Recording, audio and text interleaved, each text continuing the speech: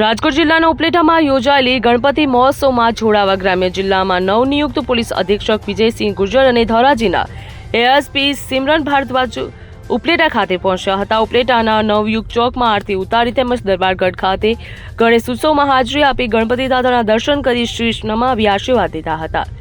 જિલ્લાના નવા પોલીસ અધિક્ષકનું ઉપલેટાના મુસ્લિમ સમાજના આગેવાનો દ્વારા નવી યુગ ચોક ખાતે શાલ પુષ્પગુચ્છથી સ્વાગત કરી અભિવાદન કરવામાં આવ્યું હતું.